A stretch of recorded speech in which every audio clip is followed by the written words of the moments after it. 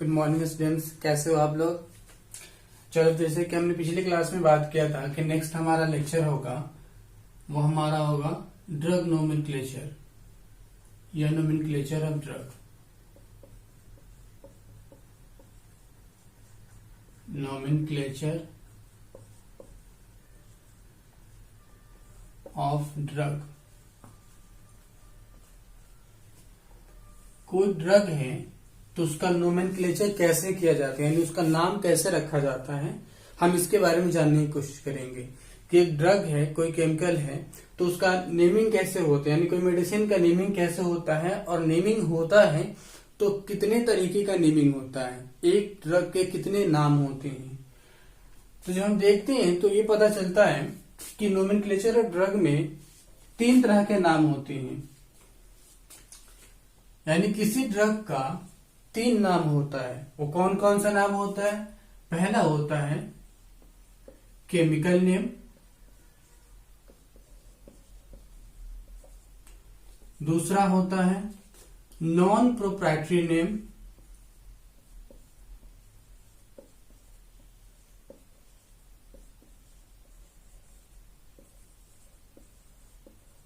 और तीसरा होता है प्रोप्राइटरी नेम।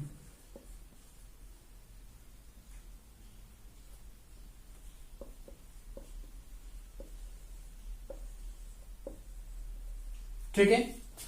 इसके अलावा हम एक और चीज भी एक वर्ड है उसको हम समझने की कोशिश करेंगे, होता है अप्रूव्ड नेम।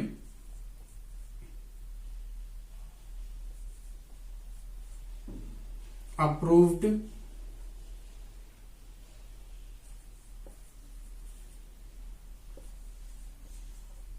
नेम, और दूसरा होता है जेनेरिक नेम।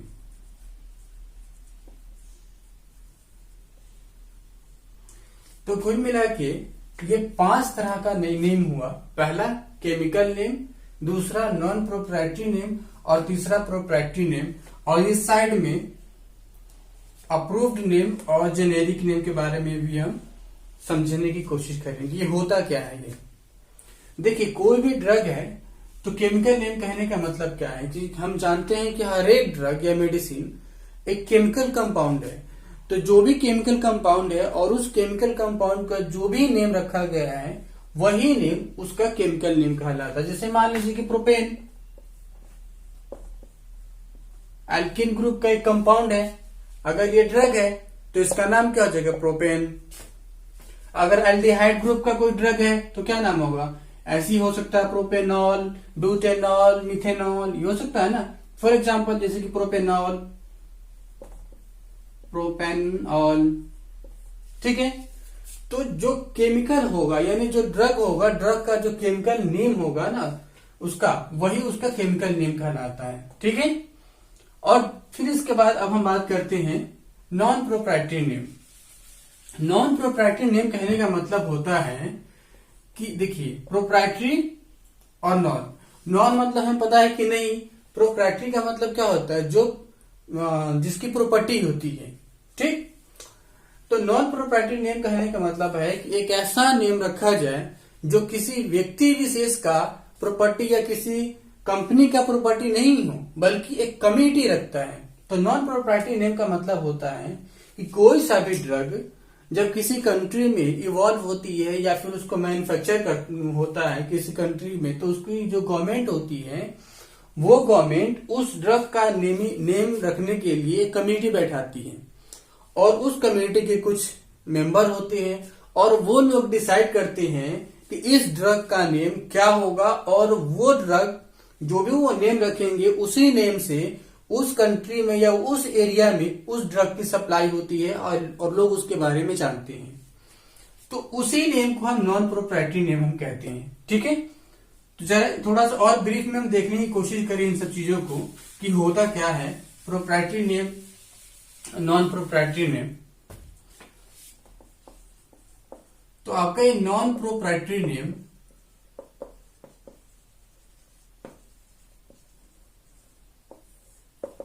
यानी किसी भी कंट्री का जो उसका ऑर्गेनाइजर है या जिसको अथॉरिटी दी गई है या जो काउंसिल वहां बनाया गया है, तो वो काउंसिल या वो अथॉरिटी या वो ऑर्गेनाइजर उस ड्रग का नेम अपने से रख देता है तो वही नेम उसका नॉन प्रोप्राइटरी नेम कहलाता है। ये किसी एक का नहीं होता बल्कि उस कंट्री का कोई ना कोई या उस कंपनी का या किसी एक संस्था का या किसी ऑर्गेनाइजेशन का एक कमेटी होता है, कमेटी रखता है।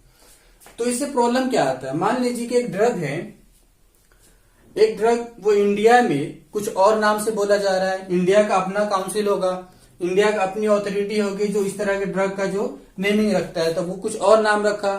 जापान वहां उन्होंने अलग रख दिया, अमेरिका वालों ने उनका अपना काउंसिल होगा तो वो अलग रखेंगे, ब्रिटेन वाले अलग रखेंगे।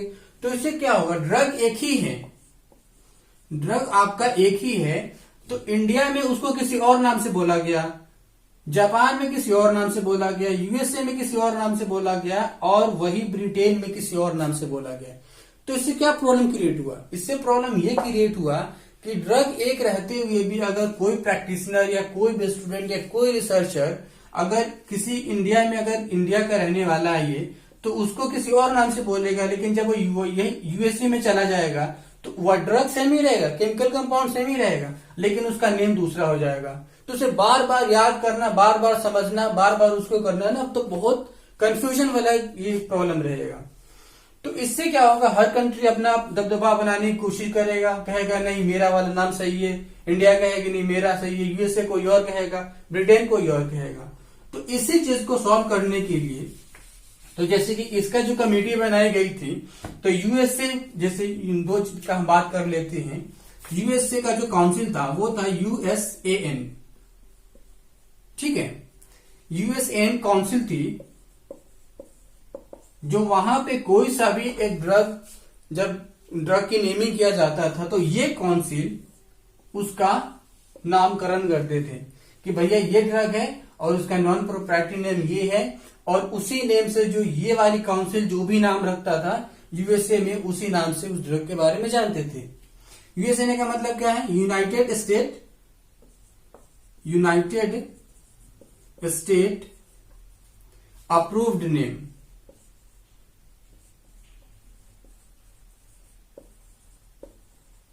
ओके, तो ये हो गया। अब ऐसे ही ब्रिटेन का अपना है, तो ब्रिटेन का क्या है, उसकी काउंसिल बैन करके है, मतलब ब्रिटेन अप्रूव्ड नेम, इसका नाम, इसका क्या हो जाएगा, ब्रिटेन अप्रूव्ड नेम। यानी ब्रिटेन की काउंसिल अपने कंट्री के लिए जो नेम रखेगा किसी ड्रग का, वो ये वाली काउंसिल रखेगा और जो रखेंगे वो चलेगा ये। तो इससे बस यही कंफ्यूजन होता था कि ड्रग एक ही है, केमिकल कंपाउंड सेम ही है, लेकिन कंट्री जैसे बदलता था उसका नाम बदल जाता था। तो लोगों को समझने के लिए, प्रैक्टिशनर के लिए, स्टूडेंट के लिए, रिसर्चर के लिए बहुत बड़ी समस्या बन गया था, बहुत कंफ्यूजन होता था। एक ही चीज है, बार बार पढ़ो, बार बार याद करो। तो इसको सॉल्व करने के लिए डब्ल्यूएचओ ने कमेटी बैठाई और उस कमेटी का नाम था, ठीक है, इसमें ये रखा गया कि कहा गया कि चलो भैया, यूएसए वाले कहते थे नहीं मेरा नाम सही है, ब्रिटेन वाले कहते नहीं मेरा चलेगा, तो किसका चले और किसका नाम सही है। तो इसीलिए डब्ल्यूएचओ आए और उन्होंने एक कमेटी बैठाया और उन्होंने कहा कि चलिए डब्ल्यूएचओ की रिकमेंडेशन पे, कि डब्ल्यूएचओ में जितनी भी कंट्री मतलब उसमें है, इन्वॉल्व थी, शामिल है, तो उसमें सभी कंट्री को कहा गया चले एक एग्रीमेंट साइन करते हैं, और उस एग्रीमेंट में ये बताया गया कि जो भी, मतलब डब्ल्यूएचओ की रिकमेंडेशन पे वो एग्रीमेंट साइन किया गया और कहा गया कि जो एक ये जो RINN जो एक कमेटी है, ये किसी ड्रग का जो भी नाम रखेगी वही नाम से पूरी दुनिया में उसे जाना जाएगा। ये नहीं कि यूएसए वाले कुछ और रख रहे हैं, ब्रिटेन वाले कुछ और रख रहे हैं, इंडिया वाले कुछ और रख रहे हैं। तो इसी को सॉल्व करने के लिए कमेटी बैठाई गई थी, इसका नाम है रिकमेंडेड इंटरनेशनल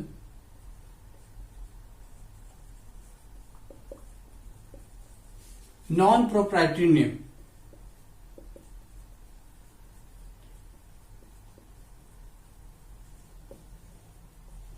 यानी कि डब्ल्यूएचओ की रिकमेंडेशन पे ये वाली कमेटी बैठाई गई और ये वाली कमेटी है तो जो भी ड्रग है उनका जो नाम नॉन प्रोप्राइटरी नेम रखना होता था तो अब ये रखती है, अब कोई कंट्री अपना नहीं रखता है।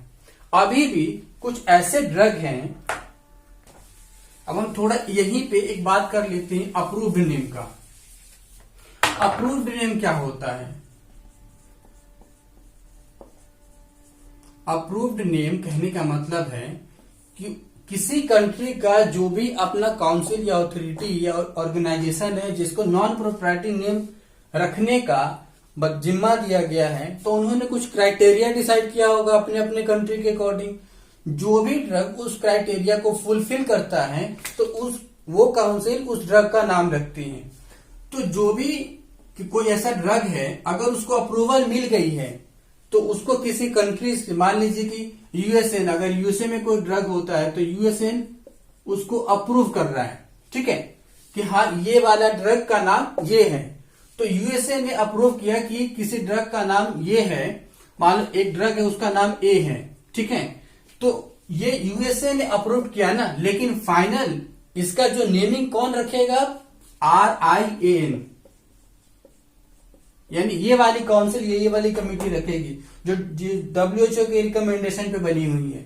तो अप्रूव तो ये कह रहा है कि भैया ये वाला करो, लेकिन वो अभी हुआ नहीं है। तो जब तक वो पब्लिकली ऑफिशियली वो पब्लिश नहीं हो जाता तब तक वो अप्रूव्ड नेम से जाना जाता है। यही नॉन प्रोप्राइटरी नेम ही जो किसी कंट्री के अंदर है, लेकिन जैसे वो WHO से पास हो जाता है, इनके लिस्ट में आ जाता है, तब अप्रूव्ड नेम की जगह पे वो नॉन प्रोप्राइटरी नेम में आने लग जाता है। तो अप्रूव्ड नेम बस यही था, यानी बिना ये RINN के, यानी कि जो WHO का जो अप्रूवल है, इसके बिना अप्रूवल से अगर कोई ड्रग का नेम कोई कंट्री का काउंसिल रखता है तब तक वो अप्रूव्ड नेम कहलाता है, और जब वो ऑफिशियली पास हो जाता है तब उसको हम नॉन प्रोप्राइटरी नेम में कहते हैं, ठीक है। तो ये है नॉन प्रोप्राइटरी नेम। अब जानने की कोशिश करते हैं प्रोप्राइटरी नेम क्या होता है। देखिए, प्रोप्राइटरी नेम कहने का मतलब है, नाम से ही पता चल रहा है, प्रोप्राइटरी कहने का मतलब देखो तो प्रॉपर्टी नेम, यानी एक मैन्युफैक्चरर है, वो मैन्युफैक्चरर एक फार्मास्यूटिकल कंपनी है, किसी ड्रग को मैन्युफैक्चर करता है। जब वो किसी ड्रग को मैन्युफैक्चर करता है तो उस प्रोडक्ट का मालिक कौन है? वो मैन्युफैक्चरर हुआ ना। तो किसी ड्रग का जो मैन्युफैक्चरर है उसके पास एक ट्रेडमार्क होती है या एक अप्रूवल होती है कि वो अपने से उस ड्रग का नाम रख सकता है, कुछ कोड में रखे, कुछ नाम में रखे, और वो मैन्युफैक्चरर जो भी उस ड्रग का अपने से नाम रखता है, अपनी ब्रांड के नाम पे, अपनी किसी भी चीज पे उसको पब्लिश करने के लिए, मार्केटिंग करने के लिए, वही नेम प्रोप्राइटरी नेम कहलाता है। यानी एक मैन्युफैक्चरर द्वारा किसी ड्रग का रखा गया नाम ही प्रोप्राइटरी नेम कहलाता है। यानी ये नाम कौन रखता है? Manufacturer, by manufacturer.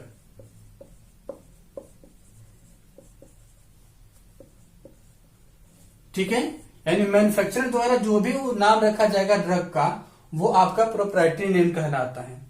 तो इसमें होता क्या है, देखिए इसमें भी एक कंफ्यूजन है।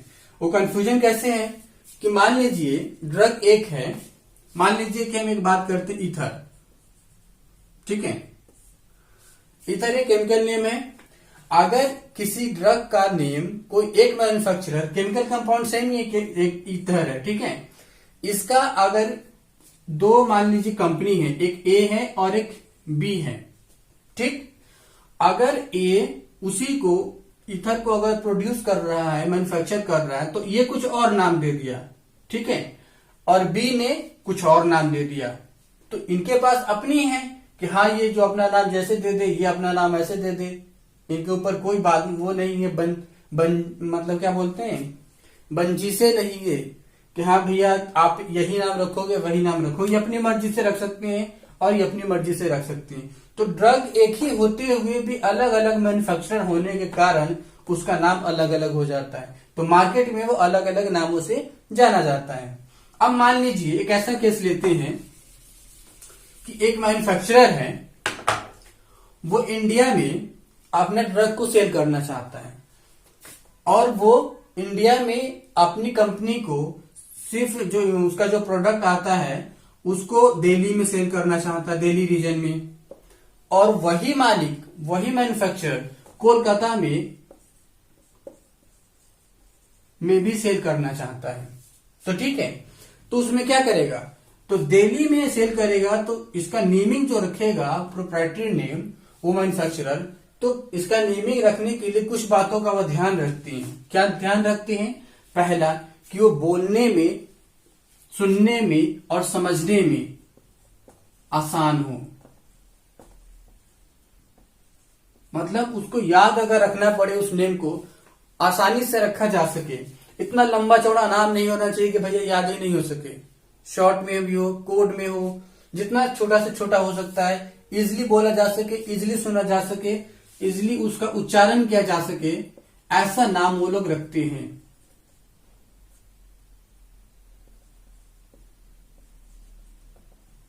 मतलब उसको बोलने, सुनने या याद करने में कोई तकलीफ नहीं होना चाहिए। दूसरा रखते हैं कि जो लोकल लैंग्वेज होती है ना, उस लैंग्वेज में, या फिर यूं कहो कि जहां उसकी सेलिंग करनी होती है, उस सेलिंग करने वाले रीजन में कौन सा लैंग्वेज ज्यादा प्रभावी है, वहां के लोग कौन सा लैंग्वेज ज्यादा बोलते हैं, उस पर करते हैं, क्योंकि उनको सेलिंग करना है ना। अगर किसी ऐसे, मान लीजिए कि दिल्ली में ज्यादा, अधिकतर इंडिया में अधिकतर लोग हिंदी बोलते हैं, लेकिन अगर वो किसी और लैंग्वेज, जापानीज में अगर यहाँ भेजने लग जाए, समझ में नहीं आएगा ना।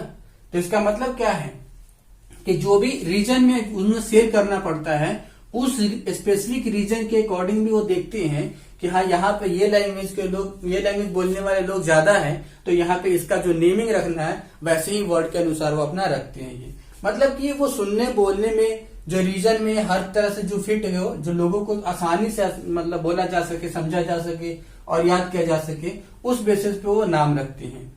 तो देखिए, जैसे एक यहाँ बात कर रहे थे, जैसे एक मैन्युफैक्चरर दिल्ली में अपनी जो प्रोडक्ट को सेल करना चाहता है और वही कोलकाता में करना चाहता है। तो अगर दिल्ली में सेल करना चाहता है तो उसकी नेमिंग कैसे रखेगा? दिल्ली में जो भी लोग रहते हैं और उनके जो अधिकतर लोगों की जो लैंग्वेज है, जो होगा उन्हीं के अकॉर्डिंग रखा जाएगा।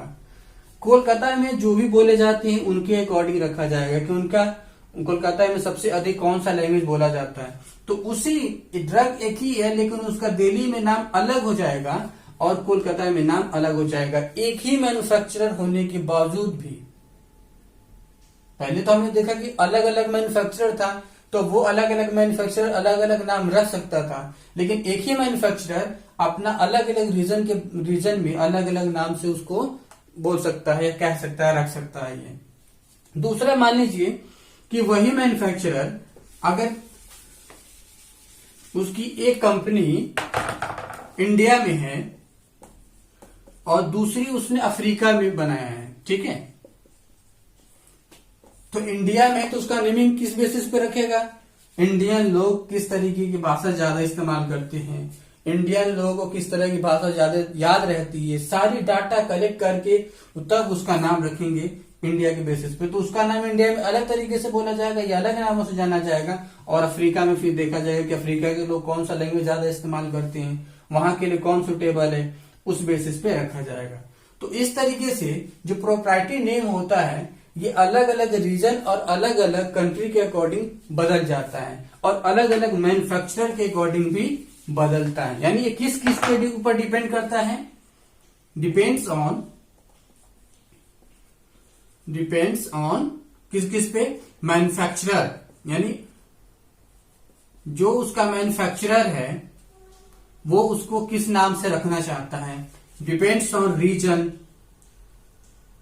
सेलिंग रीजन, मतलब उसको कहां पे उसको सेल करना है, उसके ऊपर भी वो अपना, मतलब उसका जो प्रोप्राइटरी नेम होता है ये भी डिपेंड करता है। लैंग्वेज के ऊपर डिपेंड करता है। ये सारी चीजें कुछ बेसिक चीजें हैं, तो इन सब चीजों के ऊपर एक प्रोप्राइटरी नेम डिपेंड करता है कि कौन सा नाम कहां पे रखा जाएगा। ठीक है, तो प्रोप्राइटरी नेम क्या है? एक कंपनी रखता है ना, जो कंपनी रखता है तो उसको दूसरा नाम क्या बोल सकते हैं? वो अपनी कंपनी, कोई भी कंपनी है तो चाहता है कि मेरा मार्केट में मेरी जगह बने, तो हर चीज का एक ब्रांड होता है ना, उसको हम क्या बोलते हैं? ब्रांड, यानी कि इसी को हम बोलते हैं ब्रांड नेम भी। प्रोप्राइटरी इधर है, ये ब्रांड नेम, यानी प्रोप्राइटरी नेम को ही हम बोलते हैं ब्रांड नेम।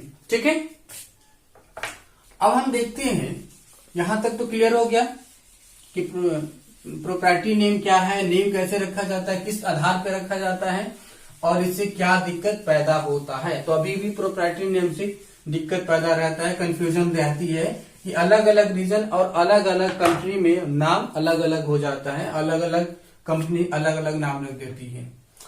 अब देखिए एक और चीज हम समझने की कोशिश करते हैं, जेनेरिक नेम, जेनेरिक नेम, और दूसरा है ब्रांड नेम।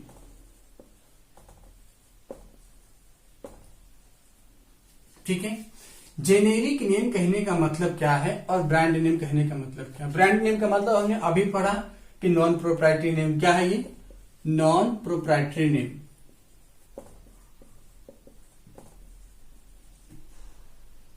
प्रोप्राइटरी नेम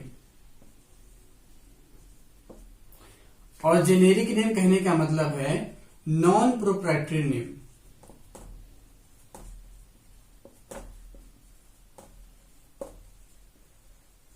ठीक है, नॉन प्रोप्राइटरी यानी कि जो कोई कमेटी या काउंसिल जो भी रख रहा है, या RINN जो रख रहा है, जो WHO की कमेटी है, वो जो रख रहा है वो नॉन प्रोप्राइटरी नेम है।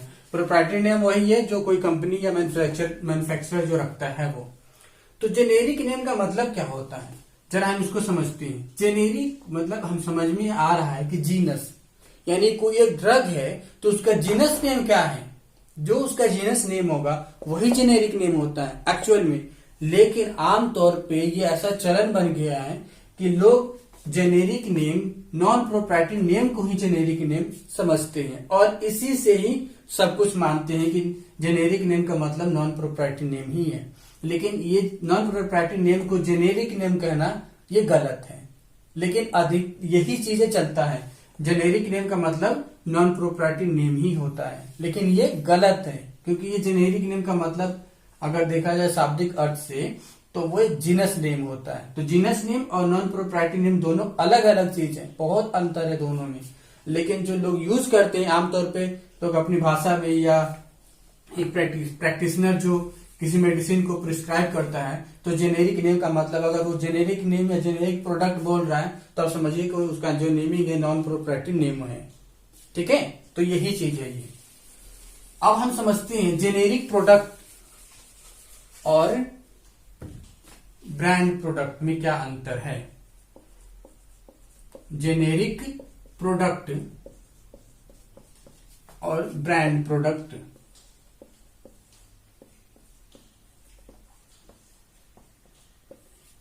देखिए ये चीजें